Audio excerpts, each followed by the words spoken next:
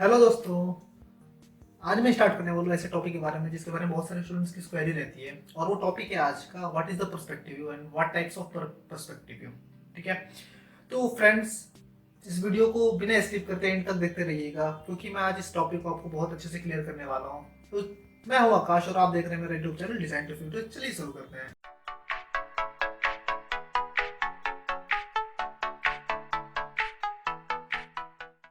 Friends, आज का topic जो है हमारा पर्सपेक्टिव के बारे में है। तो पर्सपेक्टिव में आपको बता देना चाहता हूँ होता क्या है। तो पर्सपेक्टिव तीन तरीके के होते हैं, 1 point perspective, 2 point perspective and 3 point perspective. ये तीनों पर्सपेक्टिव जो है किसी ऑब्जेक्ट को किस तरीके से हम वॉच कर रहे हैं उसके ऊपर डिपेंड करता है। 1 पॉइंट पर्सपेक्टिव जो होता है आपका, किसी ऑब्जेक्ट को आप देखते हो तो उसके दोनों एजेस किसी एक वैनिश पॉइंट पे मेट होती अपीयर होती हैं, तो उनको बोलते हैं 1 पॉइंट पर्सपेक्टिव। ओके, जैसे आप किसी रेलवे ट्रैक के ऊपर आप खड़े हो जाओ, मिड में खड़े हो जाओ रेलवे ट्रैक के बीच में, और उसको एकदम हॉरिजॉन तक देखो आप, तो जैसे लगेगा कि उसके दोनों पैरेलल ट्रैक किसी वैनिश पॉइंट पे जाके अपीयर हो रही है, मेट होती हुई अपीयर होंगी, तो उसको बोलेंगे सिंगल पॉइंट या 1 पॉइंट पर्सपेक्टिव व्यू। ठीक है, एक वैनिश पॉइंट होगा, हालांकि वो कहीं पे भी नहीं जाके मिलेंगी, वो बस एक इल्यूजन है। तो वो बस इल्यूजन है, इसलिए बस उसको वैनिश पॉइंट बोलते हैं, मतलब उसका कोई एंड नहीं है। ठीक है, तो उस वैनिश पॉइंट पे जाके मिलती हुई अपीयर होती है, तो उनको बोलेंगे single point perspective view. Next है हमारा 2 पॉइंट पर्सपेक्टिव व्यू। वो होता क्या है कि किसी ऑब्जेक्ट के दो अलग अलग एजेस अलग अलग पॉइंट पे डिसअपीयर होती हुई दिखेंगी हमें, तो उनको बोलेंगे हम 2 पॉइंट पर्सपेक्टिव व्यू। जैसा कि आप किसी बिल्डिंग को उसके बॉटम से कॉर्नर से देखो आप, ठीक है, तो उसके दोनों एजेस, ठीक है, दोनों एजेस दो अलग अलग डायरेक्शन में जाती हुई दिखाई देंगी। ठीक है, उनके दो अलग अलग वैनिश पॉइंट होंगे। सिंगल पॉइंट में एक वैनिश पॉइंट था, इसमें दो अलग अलग वैनिश पॉइंट होंगे, तो उसको बोलेंगे हम 2 पॉइंट पर्सपेक्टिव, जैसा कि आप इस फिगर में देख रहे हो। ठीक है, इस फिगर में आप देख पा रहे हो कि किस तरीके से दो अलग अलग एजेस जो है वो अलग अलग वैनिश पॉइंट पे डिसअपीयर हो रही है। नेक्स्ट है हमारा 3 point perspective view. 3 point perspective view होता है क्या है कि इसके तीन वैनिश पॉइंट होंगे, यानी किसी ऑब्जेक्ट के तीन अलग अलग एजेस तीन अलग अलग डायरेक्शन में एक तीन अलग अलग वैनिश पॉइंट पे डिसअपीयर होती हुई दिखेंगी हमारी, तो उनको बोलेंगे 3 पॉइंट पर्सपेक्टिव व्यू, जैसे कि आप इस फिगर में देख रहे हो। इस फिगर में आपको दो अलग अलग फिगर आपको दिख रहे हैं। इन दोनों फिगर में दोनों सेम ही है, दोनों 3 पॉइंट पर्सपेक्टिव बता रही है। ठीक है, तो इस वाले फिगर में आपको एक और पॉइंट दिख रहा है, जेंथ पॉइंट। ठीक है, तीनों एक्सेस को एक डायरेक्शन में डॉटेड लाइन से स्केच करें तो एक पॉइंट पे मेट होंगे, उनको जेंथ पॉइंट बोलते हैं। ठीक है, तो इस तरीके से तीन अलग अलग पर्सपेक्टिव मैंने आपको बताया। अब मैं आपको इन तीनों पर्सपेक्टिव के ऊपर ऑटोकैड में ड्राइंग बना के दिखाऊंगा। इसके अलग कोई कमांड नहीं है तीनों पर्सपेक्टिव को बनाने के लिए। बेसिक जो कमांड आपको पता है वही हम यूज करने वाले हैं। ओके, तो बस आपको इस तरीके से लाइंस ड्रॉ करनी है कि वो हमें पर्सपेक्टिव व्यू के फॉर्म में दिखे। इसमें वाला कोई को आपको कमांड नहीं मिलेगा। ठीक है, तो इस तरीके से फ्रेंड्स हम पर्सपेक्टिव व्यू के बारे में जाना। अब मैं आपको बताने वाला हूँ कि ये आइसोमेट्रिक व्यू से क्या डिफरेंस है। इसमें आइसोमेट्रिक व्यू पर्सपेक्टिव में डिफरेंस ये है कि isometric view is a representation of 3D view in 2D drawing sheet. 3D view को 2D ड्राइंग शीट पे कैसे रिप्रेजेंट करते हैं, वो होता है हमारा आइसोमेट्रिक व्यू। मतलब 2D शीट पे ही किसी एक ऑब्जेक्ट के तीनों एक्सेस कैसे रिप्रेजेंट करेंगे, वो होगा हमारा आइसोमेट्रिक व्यू।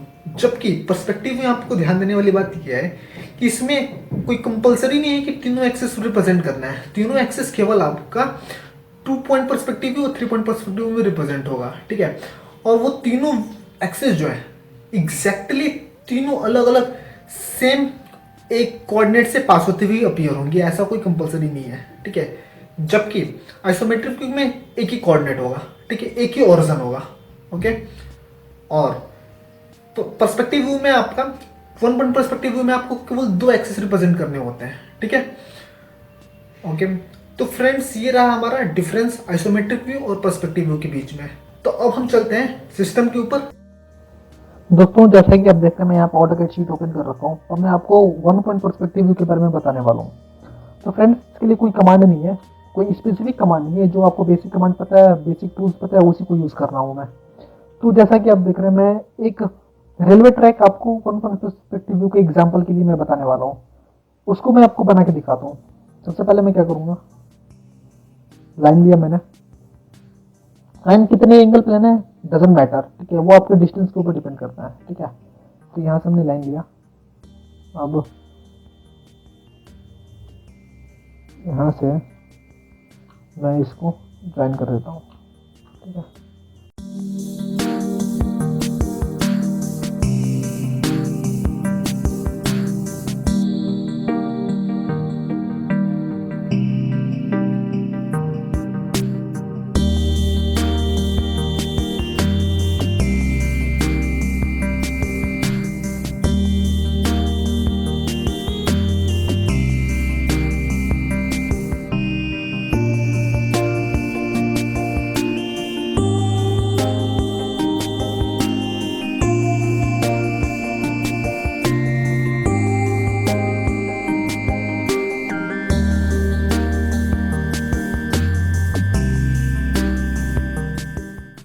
तो दोस्तों जैसे कि आप देख रहे हैं, मैंने यहाँ पे 1 पॉइंट पर्सपेक्टिव की एक ड्राइंग रेलवे ट्रैक डिजाइन किया है, ठीक है। हालांकि मैंने आगे के ट्रैक डिजाइन के टाइम लगता मैंने, इसलिए मैंने इतना ही करके आपको दिखाया, ठीक है।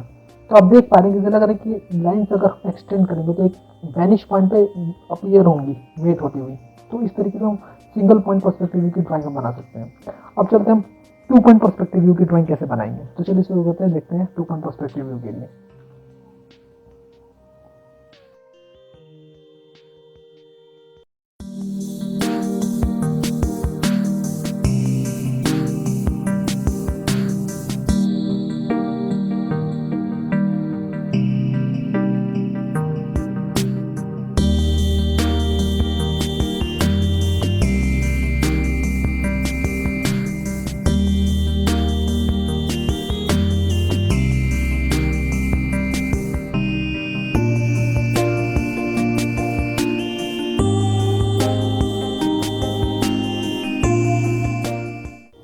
तो फ्रेंड्स जैसा कि आपने देखा, मैंने यहाँ पे 2 पॉइंट पर्सपेक्टिव व्यू के लिए ड्राइंग बनाया।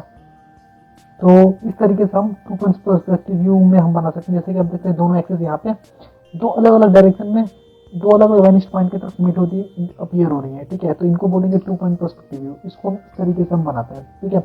नेक्स्ट आते हैं हम 3 पॉइंट पर्सपेक्टिव व्यू के ऊपर।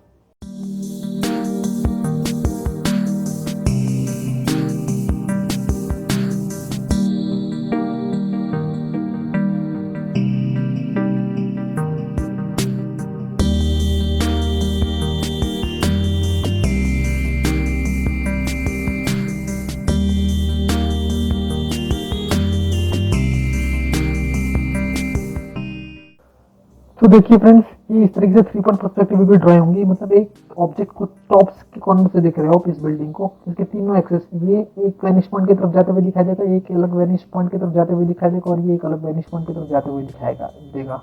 तो फ्रेंड्स इस तरीके से तीनों पर्सपेक्टिव व्यू को हम बनाएंगे, ठीक है। जबकि आइसोमेट्रिक व्यू को बनाने के लिए हमें ड्राफ्टिंग सेटिंग्स में डीए सेंटर करके जाना पड़ता था, और यहाँ पे हम ग्रिड स्नैप एंड ग्रिप के अंदर रेक्टेंगुलर स्नैप के जगह आइसोमेट्रिक स्नैप को हम यूज करते थे। जबकि आइसोमेट्रिक पर्सपेक्टिव व्यू की जो जितनी ड्राइंग्स है वो रेक्टेंगुलर स्नैप के अंदर ही बनेंगे। आइसोमेट्रिक स्नैप के अंदर आपके जो है आइसोमेट्रिक की ड्राइंग्स बनेंगी, ठीक है। यहाँ पे हम आइसोमेट्रिक के लिए मैंने अलग से लेक्चर यहाँ पे दे रखा है, उसको आप जाके देख सकते हो आप, ठीक है। आइसोमेट्रिक के लिए आपको सेटिंग्स करके बनाना पड़ता था। जैसा कि अब देखो, मैं एक आइसोमेट्रिक की ड्राइंग आपको बना के दिखा रहा हूँ।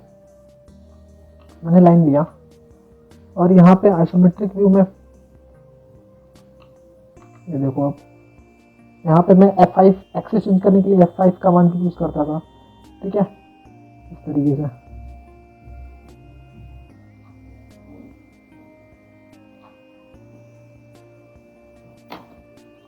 ठीक है, अब इसको मैं कॉपी कर, सबसे ज्यादा कॉपी का कमांड यूज होता है आइसोमेट्रिक व्यू के अंदर।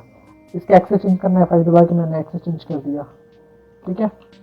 यहाँ पे आप देख रहे हैं कि 2D शीट के ऊपर ही हम 3D व्यू बनाने जा रहे हैं। अभी आपको 3D में ये बॉक्स दिखेगा आपका, ठीक है। इस तरीके से हमने बना दिया। अब आपको यहाँ पे कोई कट वगैरह दिखाना है तो यहाँ पे नॉर्मल सर्कल यूज नहीं करते थे, यहाँ पे आई सर्कल यूज करते थे, ये एंटर आई एंटर करके। ठीक है, यहाँ पे इस तरीके से जैसे कि आप देख रहे हैं, मैं इसको नीचे फिर कॉपी करा दूंगा इस तरीके से। ठीक है, इसको मैं ट्रिम कर दूंगा। ठीक है, इस तरीके से अब आपको ये 3D में दिखेगा, जैसे लगा कि यहाँ पे एक साइड में कट किया गया है। ठीक है, इस तरीके से जैसा लग रहा है कि 3D ऑब्जेक्ट है। ठीक है फ्रेंड्स, तो इस तरीके से हम आइसोमेट्रिक व्यू की ड्राइंग बनाते थे। जैसा कि आप देख रहे हैं, मैंने एक और ड्राइंग बना लिया। यहाँ पे भी मैं एक कट दिखाना चाहता हूँ तो यहाँ पे भी मैं दिखा सकता हूँ। इसको मैं तुरंत कॉपी लिया, इसको यहाँ पे कॉपी कर दिया, ट्रिम करा दिया इसको। ठीक है, तो इस तरीके से मैं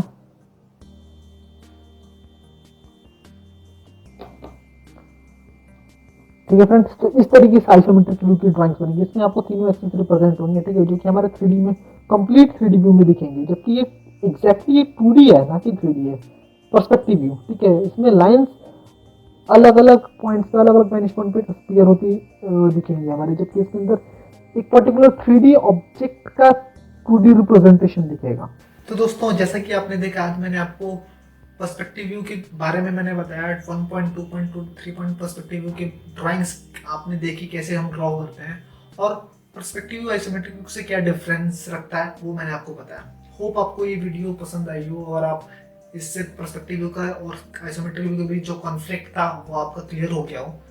तो फ्रेंड्स, इस वीडियो को देख के आप प्रैक्टिस जरूर करिएगा पर्सपेक्टिव व्यू के ऊपर, और अगर आपको कोई डाउट होता है तो कमेंट बॉक्स में क्लिक करके आप अपने रिस्पांस दीजिएगा। अगर कोई डाउट होता है तो मैं आपको फर्दर उसके ऊपर एक अलग से वीडियो बना के आपके लिए अपलोड कर दूंगा मैं। तो friends, thank you for watching my video. जय हिंद, वंदे मातरम। और फ्रेंड्स, लाइक और सब्सक्राइब करना ना भूलिएगा। Thank you.